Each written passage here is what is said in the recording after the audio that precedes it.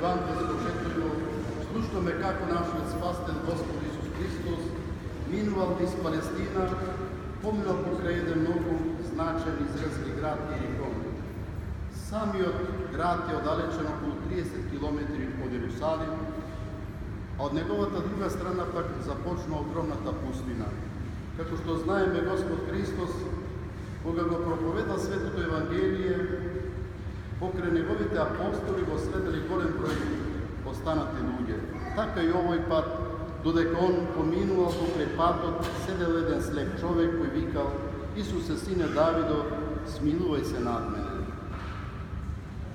Овој човек, бидејќи бил слеп, не можел да го види Господа со своите телесни очи, но кога разбрал од другите луѓе дека Исус Христос, кој проповеда нова вера и лекува секакви болести во својата душа, почувствувал силна надеж дека е дојден денот на крајот на неговото слепило.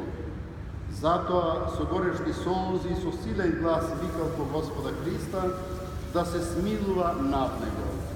Народот, како народ, се обидувал да го замолчи, бидејќи им пречел со неговите извици, односно им пречел во следењето на поуката која што е кажувал Господ Исус Христос на оној народ кој што го следел. Но нашиот Спасител како срцевидец се доближил до овој јаден, измачен човек и го прашал: што сакаш да ти направам?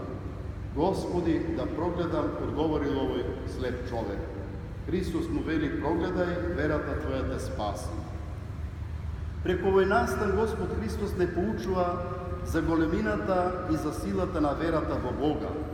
Овој човек, иако бил слеп, имал силна и непоколеблива вера во Господа Исуса Христа, но и надеж во силата и моќта во неговата добрина. А пак Христос, да ја покаже својата сила и добрина, најпрво го проверува и бара од луѓето дали веруваат. Христос барал, како што и денес од нас тоа го бара, цврста и непоколеблива вера, онаму каде што таа се манифестирало. Господ Христос секогаш правил чуда, лекувал болни, слепи, хроми, безсомучни, па дури и воскреснувал и умрени. Со други зборови, семето на верата е најцврст фундамент на нашата христијанска вера и црква. Зборувајќи за растот на верата во Бога, во човековата душа и за незиното значење во животот на луѓето, нашиот Спасител вели: ако имате вера колку си напово зрно, ќе и речете на оваа планина: премести се од овде таму, и таа ќе се премести, и ништо нема да биде за вас невозможно. Неоспорно е дека денешната технологија, наука прават големи напредоци, па се преместуваат цели планини, се контролираат големи водни и највисоки возвишени небесни пространства. Но пред сите тие големи успеси и достигнувања, на сите планови во животот, пред сите големи човечки дела, постоела вера во успехот.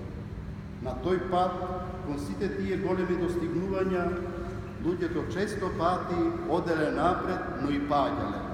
Но верата ги победила сите тешкоти и верата им дала потик и надеж за сите тие големи и значени успеси.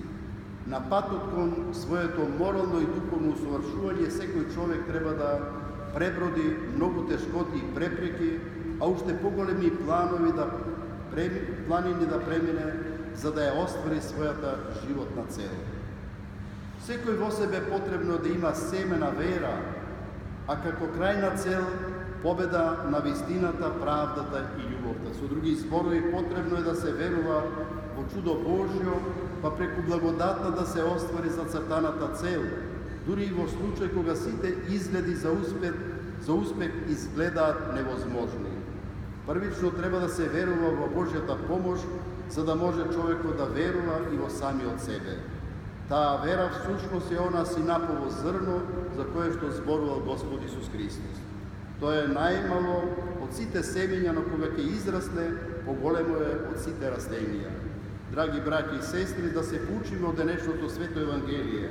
Тоа синапово зрно на нашата вера, да го негуваме, да го поливаме, да го штитиме, за да може непречено да расте во нашата душа и срце.